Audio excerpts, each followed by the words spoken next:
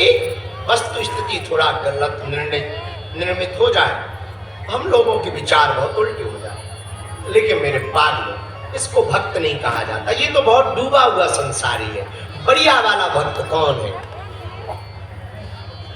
हर हाल में खुश रहना संतों से सीखी, महफिल में जुदा रहना संतों से सीख जा, महफिल में जुदा रहना संतों से सीख जा। और क्या?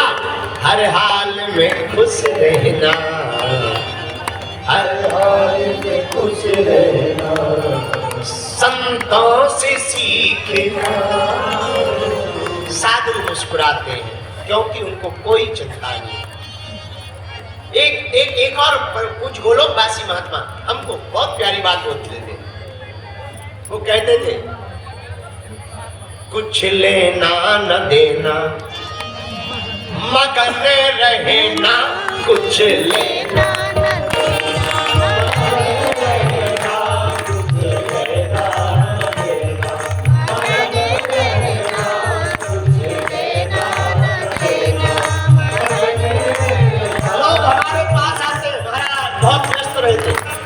बड़ी काम में रहते, फिर भी आप कई बार बहुत हंसते रहते, तो हम उनको सुनाते, भैया कुछ लेना देना,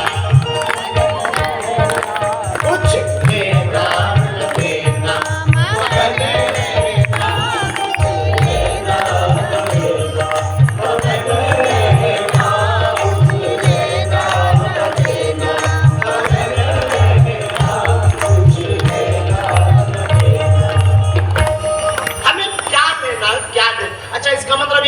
कुछ खरीदो भी ना हो बेचो भी, सब करना जो तुम। इसका मतलब ये भी नहीं कि हम, ऐसा नहीं है कि हम लेते देते नहीं है, लेकिन अपने ऊपर ना लेते हैं ना अपने से देते हैं। झंझट खत्म। हमें ये पता है कि जो कर रहे हैं वो बालाजी कर रहे हैं, और जो करवा रहे हैं वो बालाजी करवा रहे हैं। तो बड़े से बड़े प्रपंच आते हैं, बड़े बड़े उपद्रव आते हैं, अंत में हमें यही समझ आता है जिसने उपद्रव हमसे ज्यादा फिक्र हमारे परमात्मा की है, हमारे गुरु की है। हमारा गुरु बलवान है, चेला पहलवान है। गुरु जाने वो उनका काम है, हम तो सदगुरु की शरण में है। बहुत मेरे पास आज चौथे दिन की कथा है। एक दो प्रश्न हमने लिए। एक प्रश्न आया है, बहुत प्यारा प्रश्न है, मन हमारा बहुत अद्भुत हो गया इसको सुनकर, इसको पढ़ करके। ये बंगाल, वेस्ट बंगाल में कोलकाता में रहते हैं। रेड कॉलोनी में इन्होंने अपना परिचय दिया। कोई रेड कॉलोनी है, वहाँ कोलकाता में ही रहते हैं। आपका नाम कृष्णदास है। आपने लिखा कि भक्ति की कथा आपकी सुनकर हम बहुत प्रसन्न हैं। भक्ति किसी के लिए एक प्रश्न हमारे मन में आया, भगवान को रिझा कैसे सकते हैं, भगवान कैसे रीझ सकते हैं। आपकी कथा को सुनकर के हमारे हृदय में बहुत परिवर्तन हुआ, मन हमारा भक्ति से और भर गया। कृपा करके भगवान को रिझाने का उपाय बताएं। आपका प्यारा कृष्णदास। पागल, हे पगला, आपने कहा कि भगवान को रिझाएं कैसे, क्या कह रहे हैं? बहुत उपाय है। एक उपाय हमको, जब आपने प्रश्न, आपका हमें प्रश्न पत्र से मिला, आपने डाक से जब हमें पत्र भेजा, हम आजकल बहुत डाक की चिट्ठियां पढ़ लेते हैं, मिल जाती हैं, हम पढ़ लेते हैं। और आजकल जीमेल पर क्वेश्चन आ जाते हैं तो हम पढ़ लेते हैं, मेल पर लोग हमको दे देते हैं। हमको एक गीता प्रेस गोरखपुर की पुस्तक मिली कृष्णदास की। हम पढ़ रहे थे आपका प्रश्न कि भगवान कैसे रीझेंगे, तो हमको इस पुस्तक में एक उत्तर मिला जो बड़ा प्यारा था। हमने इसको नोट किया, सोचा कि हम आपको सुनाएंगे।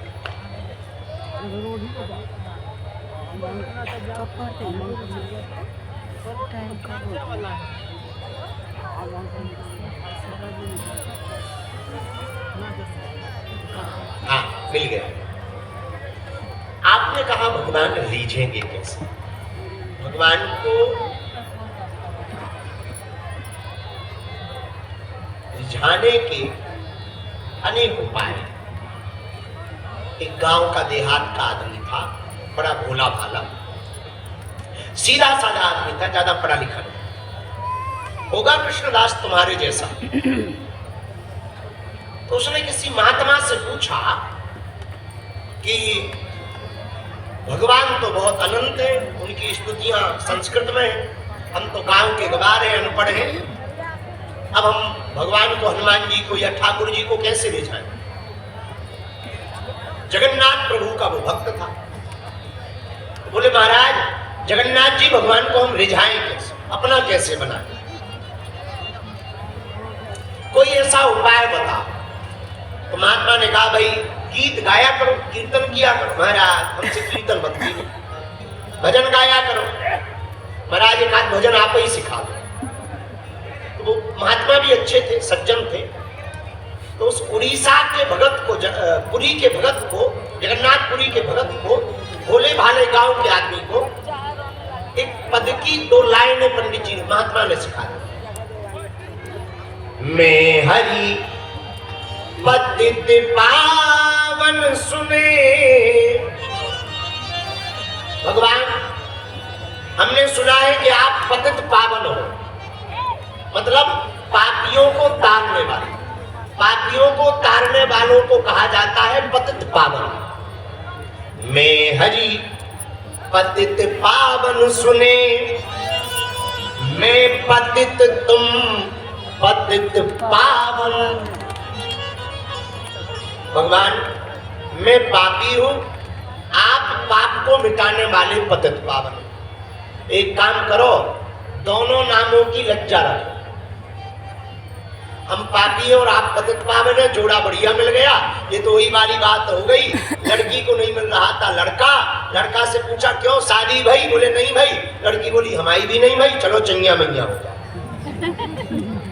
यही इस भगत ने कहा महाराज आपका नाम पतित पावन है, हम पापी हैं, तो बढ़िया जोड़ा मिल गया, अब हम आ गए हैं, तो तुम पतित पावन होने का प्रमाण दे दो और हमको पापों से मुक्त कर दो।